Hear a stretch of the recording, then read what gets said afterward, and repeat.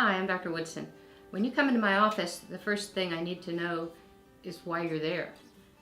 I'll need to know exactly what your problem is, what you want me to do about it, and then after I learn your story and I examine you, I can tell you what I'm able to do for you. Some of the things we need to know is how long has the problem been going on? Is this something that's been bothering you for a couple of years and you finally got to the point you ought to do something about it? Or is this something where you woke up one morning and suddenly you had this problem? So the duration of the problem is important. Other things that are important to know is what makes it better and what makes it worse.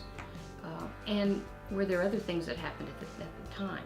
We're also going to want to know all the drugs you're on, and not just the prescription medications, but also things that you might have picked up at the drugstore, because these medications could be contributing to your problem. Sometimes you may not even know about that, or they may interact with medicines we'd want to give you. So we're not being nosy when we ask for this big list of medicines. It's really important. And the other thing is, there may be things that we ask you that you think is kind of silly, like if I ask you, did you change your hairspray? And you might think, oh, why does he want to know that? And sometimes if you are allergic to a new kind of hairspray, for example, your ears may start itching.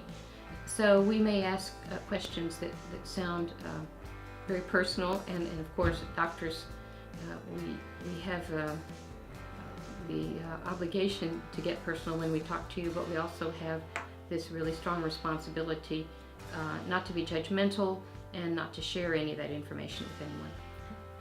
When it comes time to decide on the treatment and I make a recommendation, it's important to remember that this is a partnership between the doctor and the patient.